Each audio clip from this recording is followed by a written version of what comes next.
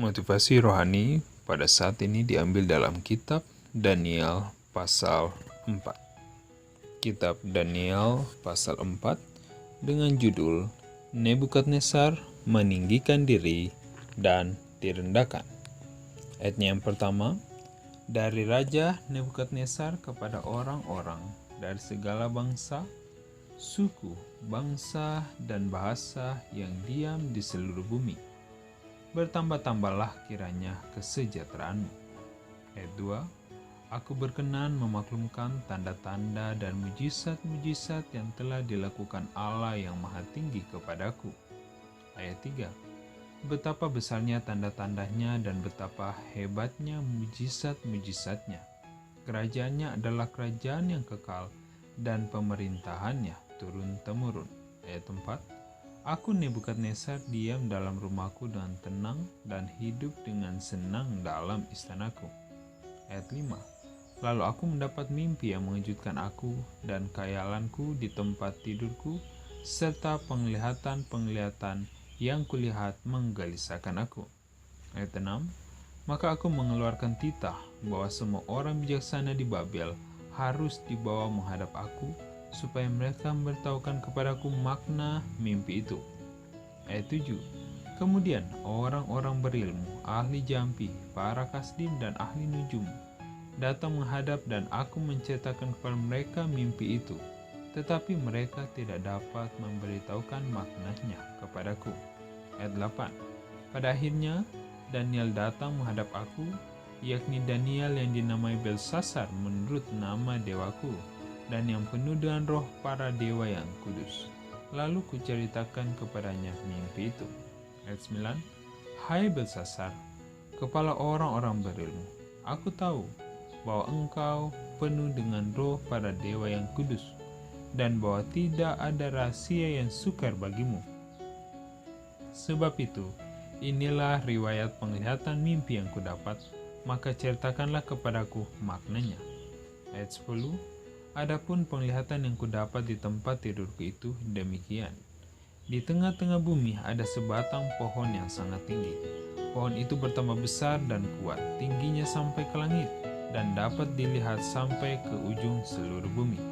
Ayat 12, daun-daunnya indah, buahnya berlimpah-limpah, padanya ada makanan bagi semua yang hidup. Di bawahnya binatang-binatang di padang mencari tempat bernaung, dan di dahan-dahannya bersarang burung-burung di udara, dan segala makhluk mendapat makanan daripadanya. Ayat 13, kemudian dalam penglihatan yang kudapat di tempat tidurku itu, tampak seorang penjaga, seorang kudus turun dari langit. Ayat 14, ia berseru dengan nyaring, demikian katanya, tebanglah pohon itu dan potonglah dahan-dahannya, gugurkanlah daun-daunnya, dan hemburkanlah buah-buahnya, biarlah binatang-binatang lari dari bawahnya dan burung-burung dari dahan-dahannya. Ayat 15, tetapi biarkanlah tunggulnya tinggal di dalam tanah, terikat dengan rantai dari besi dan tembaga, di rumput mudah di padang. Biarlah ia dibasahi dengan embun dari langit, dan bersama-sama dengan binatang-binatang mendapat bagiannya dari rumput di bumi. Ayat 16, biarlah hati manusianya berubah dan diberikan kepadanya hati binatang. Demikianlah berlaku atasnya sampai 7 masa berlalu. Ayat 17, titah ini adalah menurut putusan para penjaga, dan hal ini menurut perkataan orang-orang kudus, supaya orang-orang yang hidup tahu bahwa yang maha tinggi berkuasa atas kerajaan manusia, dan memberikannya kepada siapa yang dikehendakinya. Bahkan orang yang paling kecil sekalipun dapat diangkatnya untuk kedudukan itu. Ayat 18, itulah mimpi yang telah kudapat. Aku, Raja Nebukadnezar, sekarang engkau, Belsasar, katakanlah kepadaku maknanya, sebab semua orang bijaksana dari kerajaanku tidak dapat memberitahukan maknanya kepadaku, tetapi engkaulah yang sanggup, karena engkau penuh dengan roh para dewa yang kudus. Ayat 19, lalu berdirilah Daniel yang namanya Belsasar, tercengang beberapa saat. Pikiran-pikirannya menggelisahkan dia. Berkatalah raja, Belsasar, janganlah mimpi dan maknanya itu menggelisahkan engkau. Belsasar menjawab, "Tuanku, biarlah mimpi itu tertimpa atas musuh tuanku dan maknanya atas seteruh tuanku." Ayat 20. Pohon yang tuanku lihat itu, yang bertambah besar dan kuat, yang tingginya sampai ke langit, dan yang terlihat sampai ke seluruh bumi. Ayat 21. Yang daun-daunnya indah dan buahnya berlimpah-limpah, dan padanya ada makanan bagi semua yang hidup, yang di bawahnya ada binatang-binatang di padang, dan di dahan-dahannya bersarang burung-burung di udara. Ayat 22. Tuankulah itu, ya Raja, Tuanku yang telah bertambah besar dan kuat, yang kebesarannya bertambah sampai ke langit, dan yang kekuasaannya sampai ke ujung bumi. Ayat 23. Tentang yang Tuanku Raja lihat, yakni seorang penjaga, seorang kudus yang turun dari langit sambil berkata, "Tebanglah pohon ini dan binasakanlah dia, tetapi biarkanlah tunggulnya ada di dalam tanah, terikat dengan rantai dari besi dan tembaga, di rumput muda di padang, dan biarlah ia dibasahi dengan embun dari langit, dan mendapat bagiannya bersama-sama dengan binatang-binatang di padang, hingga sudah berlaku yang demikian atasnya sampai 7 masa berlalu." Ayat 24. Inilah maknanya ya Raja, dan inilah putusan yang maha tinggi mengenai Tuanku Raja. Ayat 25. Tuanku akan dihalau dari antara manusia, dan tempat tinggal Tuanku akan ada di antara binatang-binatang di padang. Kepada Tuanku akan diberikan makanan rumput, seperti kepada lembu, dan Tuanku akan dibasahi dengan embun dari langit, dan demikianlah akan berlaku atas Tuanku sampai 7 masa berlalu. Hingga Tuanku mengakui bahwa yang maha tinggi berkuasa atas kerajaan manusia dan memberikannya kepada siapa yang dikehendakinya. Ayat 26. Yang dikatakan tentang membiarkan tunggul pohon itu berarti kerajaan Tuanku akan kembali Tuanku pegang segera sesudah Tuanku mengakui bahwa surgalah yang mempunyai kekuasaan.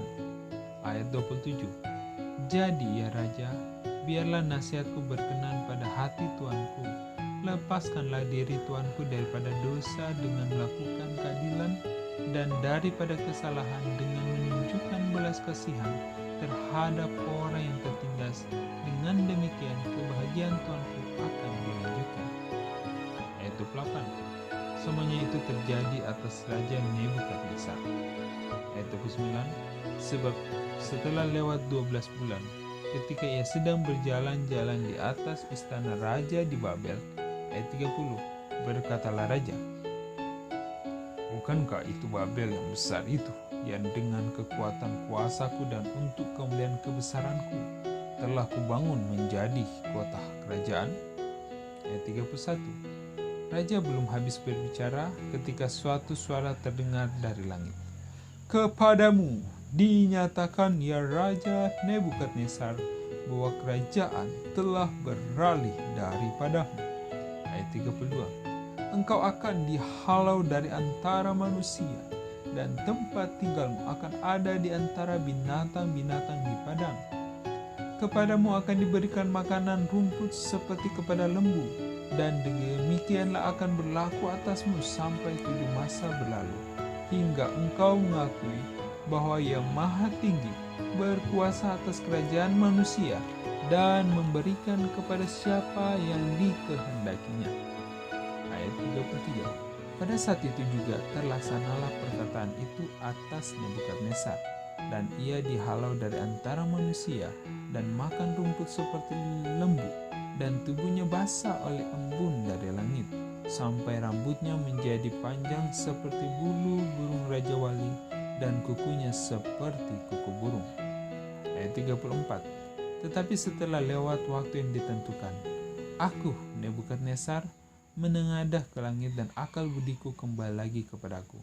Lalu aku memuji Yang Maha Tinggi dan membesarkan dan memuliakan yang hidup kekal itu, karena kekuasaannya ialah kekuasaan yang kekal dan kerajaannya turun-temurun. Ayat 35. Semua penduduk bumi dianggap remeh. Ia berbuat menurut kehendaknya terhadap bala tentara langit dan penduduk bumi, dan tidak ada seorang pun yang dapat menolak tangannya dengan berkata